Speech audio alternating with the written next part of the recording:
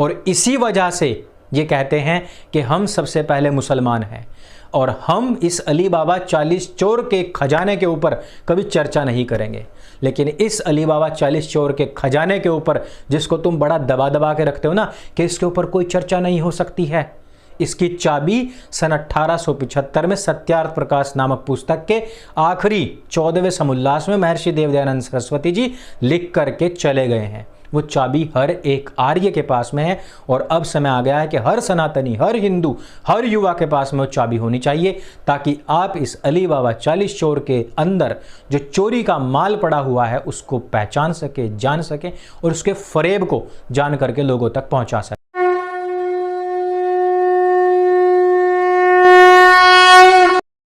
नमस्ते दोस्तों, आप सबका एक बार फिर से स्वागत है आपके अपने YouTube चैनल सत्य सनातन में। आज तक की एक खबर पढ़ रहा था जिसमें वो सुअरों की बढ़ती हुई जनसंख्या से काफ़ी चिंतित दिख रहे थे और जैसे ही ये खबर आई उसके तकरीबन 1 घंटे के बाद ही उपराष्ट्रपति जी ने कहा कि इस बढ़ती हुई जनसंख्या के ऊपर हमें एक अंकुश लगाना पड़ेगा, अन्यथा यह जो देश है ये गर्त में जा सकता है। इन दोनों चीज़ों को यदि आप कनेक्ट करें तो आपको पता लग सकता है कि किन की जनसंख्या बढ़ रही है और किन की जनसंख्या पर नियंत्रण करने के लिए हमारे देश की सरकार और बड़े बड़े मंत्री चिंतित हैं। एक कहावत आपने सुनी होगी कि हर एक दोस्त कमीना होता है, लेकिन मैं यहाँ पर कहना चाहता हूँ कि हर एक दोस्त भले ही कमीना ना हो सकता है कुछ अच्छे भी हों, लेकिन हर एक जिहादी पक्का कमीना होता है और उस जिहादी के दिमाग के अंदर जो कूट कूट कर भरा जाता है वो है जिहाद, जो उसके मोमिनों के द्वारा, जो उसके मौलाना के द्वारा भरा जाता है उसके दिमाग में। उसके लिए उसका जो मदरलैंड है वो मायने नहीं रखता है, बल्कि वो लैंड मायने रखता है जिसकी तरफ वो तशरीफ़ उठा करके माथा झुकाता है, अपना सिर झुकाता है और झुकाता ही नहीं बल्कि रगड़ता भी है। उसके लिए वो लैंड सबसे ज़्यादा मायने रखता है। बातें आज बहुत सारी होंगी और एक ऐसे मौलाना के विषय में बात करूंगा जो भारत में बैठे हुए प्रबुद्ध कहे जाने वाले और बड़े बड़े पढ़े लिखे प्रोफेसर्स के दिमाग को भी, उनके ब्रेन को भी वॉश कर रहा है। बात करूंगा उसके बेटे की भी कि उसकी भी एंट्री हो चुकी है। लेकिन सबसे पहले आपका एक छोटा सा सवाल। पिछले दिनों मैंने एक वीडियो आप लोगों को कहा था कि इस वीडियो पर हमको लाइक्स बढ़ाने हैं, तो लोगों ने पूछा था कि इनसे आपका क्या संबंध है, क्या रिश्ता है। देखिए, मेरा कोई संबंध किसी के साथ रिश्ता नहीं है। बात यह है कि ये कंपटीशन है और इस कंपटीशन में सभी अलग अलग यूट्यूबर्स ने किसी ना किसी अपने जो भी उनको अच्छा लगता है उनको पकड़ा हुआ है और उनके वो प्रमोशन कर रहे हैं। हमने किसी एक ऐसे व्यक्ति को लिया है जिसको हम पर्सनली नहीं जानते हैं, जिनका हमारे पास में कोई संपर्क नहीं है, बल्कि उन्हीं के किसी दर्शक के माध्यम से हमें पता लगा है कि उस लड़के को, उस स्टूडेंट को फ़िलहाल कोरोना हुआ है, वो हॉस्पिटल में भर्ती है। वही नहीं, उसके पिताजी भी भर्ती हैं। हम सभी लोगों को एक एम करना चाहिए कि इन बच्चों को जिताने के लिए, क्योंकि देखिए यह एक स्वतंत्र प्लेटफॉर्म होता है और यहाँ पर किसी न किसी की सपोर्ट की आवश्यकता होती है। सत्य सनातन जिसको सपोर्ट कर रहा है, आप सबका भी कर्तव्य बनता है कि आप उसको सपोर्ट करें। मैं एम करता हूँ कि 10,000 लाइक्स हम इस बालक को दें और उम्मीद करता हूँ, मैं शुभकामनाएं करता हूँ, मैं प्रार्थना करता हूँ ईश्वर से कि वो और उनके पिताजी जल्दी से जल्दी हॉस्पिटल से वापस आएँ, कोरोना निगेटिव होकर के पूर्ण स्वस्थ होकर के आएँ। और यह प्रयास हमारा रहेगा कि वहाँ से वो वापस आए ही, साथ ही साथ जो अगले हफ्ते इन सब लोगों का जो रिज़ल्ट अनाउंस होगा उसमें ये जो लड़के हैं, ये जो इनकी पूरी टीम है, वो वहाँ पर विजय को प्राप्त करके बाहर निकल करके आए। चैनल को सब्सक्राइब ना कीजिए, वीडियो को लाइक करना है, अच्छा लगा तो उसको पूरा देखना भी है और अपने सभी साथियों के साथ में शेयर भी करना है। वापस आता हूँ आपके प्रश्न के बाद में वापस अपने ही ट्रैक पर, मौलाना जाकिर नाइक। आइए उसके ऊपर बात करते हैं। दोस्तों, जैसा कि आप जानते ही हैं कि भारत से भाग करके मलेशिया में छिपा हुआ इस्लामिक उपदेशक जाकिर नाइक, वहीं से वो सोशल मीडिया पर अपने वीडियोस प्रसारित करता रहता है। भारत के भी बहुत सारे मुसलमान जो कि यहाँ पर पढ़े लिखे भी हैं, मुस्लिम प्रोफेसर्स तक हैं, स्कॉलर्स तक हैं, उससे सवाल जवाब के बजाय उस भगोड़े जाकिर नाइक पर विश्वास करते हैं। इस्लामी किताबों का हवाला देकर के वो ऐसे ही काफ़ी सारे लोगों को भड़काने का काम करता है।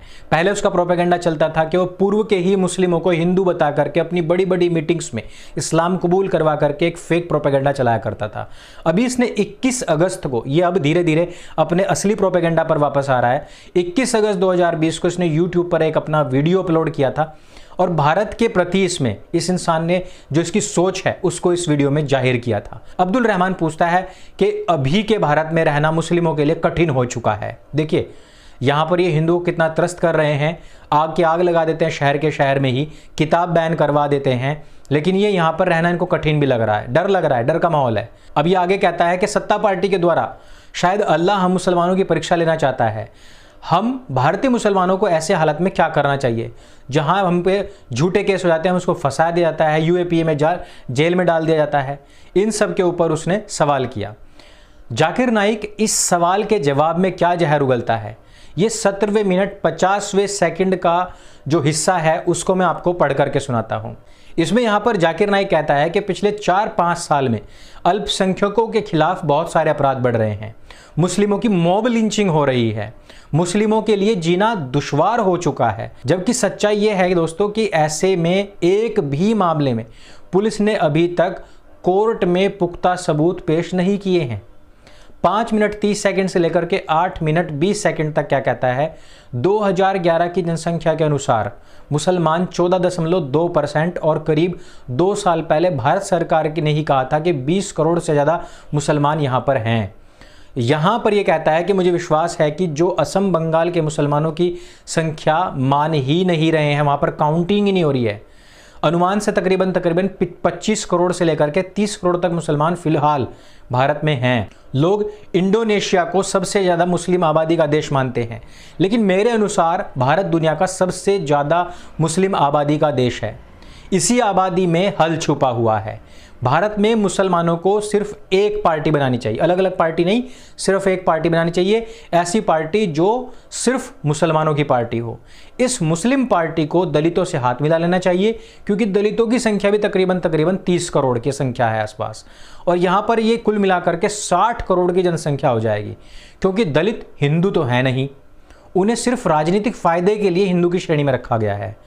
यहाँ पर जो आपने अभी तक भी देखा होगा कि भीम मीम वाले जो नारे लगाते हैं, ये सारे के सारे भी जाकिर नाइक के प्रोपेगेंडा पर ही काम करते हैं।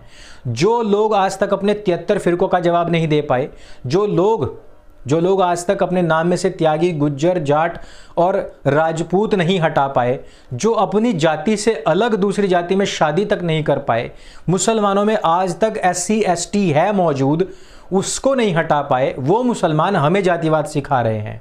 आगे मैं बढ़ता हूं। 13वें मिनट से लेकर के 16 मिनट 10 सेकंड तक जाकिर नाइक क्या जहर उगलता है।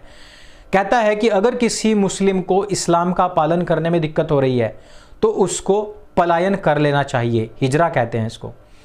मुस्लिम बहुल देश में उसको पहुंच जाना चाहिए, लेकिन सारे लोग भारत से हिजरा कर जाएं, इस बात का समाधान नहीं हो सकता है। समाधान मुस्लिमों की राजनीतिक एकता है, लेकिन एक राज्य से दूसरे राज्य में हिजरा किया जा सकता है जहां पर मुसलमानों को लेकर के सोच अच्छी हो। जैसे कि केरल एक ऐसा राज्य है। केरल में हिंदू भी 1/3 है, मुस्लिम भी 1/3 है और ईसाई भी 1/3 है। केरल के लोग धर्मांध भी नहीं हैं, और ये धर्मांध किसको कहता है, जहां पर कोई अपने हक की बात कह दे हिंदू, वहां पर इनको धर्मांधता लगती है।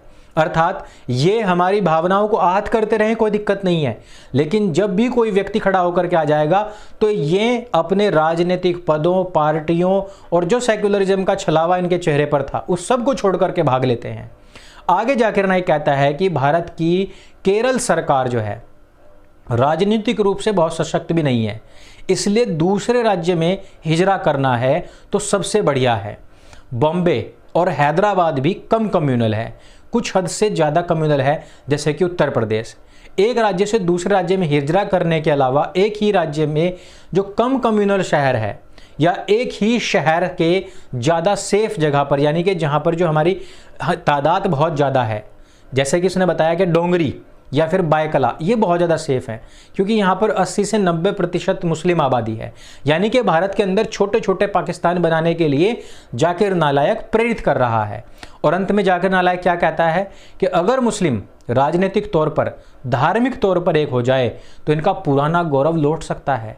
गौरव कौन सा, ये नहीं बताया ना घोड़े ने, गौरव कौन सा था इनके पास में। कुछ दिन पहले दोस्तों जाकिर नाइक के बेटे का भी एक वीडियो आया था, इसका नाम है फरीक जाकिर नाइक, और ये कहता है कि लड़कियों को अधिकतर बाहर नहीं निकलना चाहिए, टाइट कपड़े नहीं पहनने चाहिए और नौकरी नहीं करनी चाहिए, और जो काफिर हैं उनके तो साथ बिल्कुल भी मिलना जुलना बैठना नहीं चाहिए। इस तरीके से आप समझते हैं इस बात को। ये वो मुसलमान हैं जो अक्सर कर कई बार कहते हैं कि हिंदू के अंदर तो जातिवाद बहुत है, ये कई बार कहते हैं कि इनके अंदर तो परंपरावाद बहुत है। जाकिर नालायक का बेटा जो फरीक नालायक बना है वो भी अपने बाप के गठजोड़ वाले जो बिजनेस है, मनी लॉन्ड्रिंग का जो बिजनेस है, जो कन्वर्जन का जो बिजनेस है, और मुसलमानों को बेवकूफ़ बना करके उनसे ही ठगे हुए पैसे, इसके ऊपर अभी 200 करोड़ का केस चल रहा है मनी लॉन्ड्रिंग का, ऐसे ऐसे कार्य करने हेतु इसने अपने बेटे को पहले से पहले तैयार कर दिया है। कहने के लिए वो युवा है, कहने के लिए वो जवान है, लेकिन उसकी जो सोच है वो 1400 साल पुरानी ही है। मैं ये सारी बातें आपको क्यों बता रहा हूँ, इसका कारण ये है कि इसकी जितनी भी वीडियोज़ हैं भारतवर्ष में बहुत अधिक मात्रा में देखी जाती हैं। आपने देखा होगा पिछले दिनों कुछ मॉडरेट मुसलमानों ने कहा था कि जाकिर नालायक से हमारा कोई संबंध नहीं है, लेकिन इस बात को कहने वाले 2-4 ही मिलेंगे जो आपको टीवी पे, यूट्यूब पर, कहीं किसी वेबसाइट पे खड़े हुए मिलेंगे। जाकिर नालायक से हर एक मुसलमान का सरोकार है, हर एक मुसलमान उसके वीडियोस डाउनलोड करके व्हाट्सएप पे भेजता है, उसके संदेश को भेजता है, उसके ऊपर पालन करने का पूरा पूरा प्रयास करता है, चाहे वो मुसलमान कोई भी क्यों ना हो।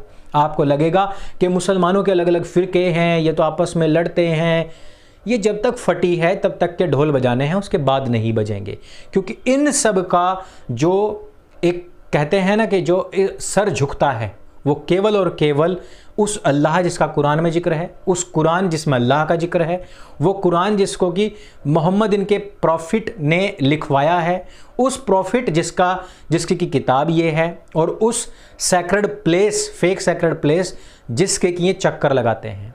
मुसलमान कोई भी हो, किसी भी फिरके का हो, इनके अलावा किसी चीज़ को नहीं मानता है, और इन्हीं सब चीज़ों के अनुसार हर एक गैर मुस्लिम वाजिबुल कत्ल काफिर है। बात साफ सी है। जब तक इनको लग रहा है ना, देखिए जब दो भाइयों में लड़ाई होती है ना बंटवारे को लेकर के, और एक भाई डोमिनेट करके बैठ जाता है, दूसरा को बाहर निकाल देता है, वो थोड़े दिन तो दूसरे के पास जाएगा, लेकिन याद रखना दोनों का बाप एक ही है, बाप एक ही है। इस बात को हमेशा ध्यान रखना। वो तब तक है जब तक उसको अपना हक नहीं मिल रहा है। जिस दिन बराबरी का हक मिल जाएगा उस दिन दोनों मिल करके आपको बीज से बराबर बराबर चीर देंगे। इस बात को लिख करके रख लेना।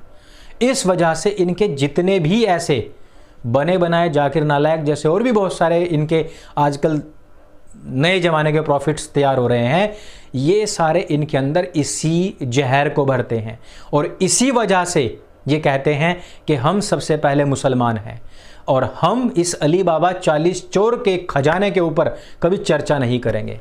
लेकिन इस अली बाबा 40 चोर के खजाने के ऊपर, जिसको तुम बड़ा दबा दबा के रखते हो ना कि इसके ऊपर कोई चर्चा नहीं हो सकती है, इसकी चाबी सन 1875 में सत्यार्थ प्रकाश नामक पुस्तक के आखिरी 14वें समुल्लास में महर्षि देवदयानंद सरस्वती जी लिख करके चले गए हैं। वो चाबी हर एक आर्य के पास में है, और अब समय आ गया है कि हर सनातनी, हर हिंदू, हर युवा के पास में वो चाबी होनी चाहिए, ताकि आप इस अली बाबा 40 चोर के अंदर जो चोरी का माल पड़ा हुआ है उसको पहचान सके, जान सके, और उसके फरेब को जान करके लोगों तक पहुंचा सकें। तो दोस्तों मैं पिन कमेंट में वीडियो दे रहा हूं। हमने एम किया है 10,000 लाइक्स का, इसको आप कंप्लीट करेंगे 1-2 दिन में ही, ऐसी मैं उम्मीद रखता हूं। और सत्यार्थ प्रकाश प्रत्येक मेरा भाई कहीं से भी लेकर के 14वां समुल्लास तो अवश्य पढ़े, ऐसी भी मेरी आप लोगों से गुजारिश है, प्रार्थना है। इस वीडियो में सिर्फ इतना ही। मेरे संग बोली सत्य सनातन वैदिक धर्म की जय। जय हिंद, वंदे मातरम।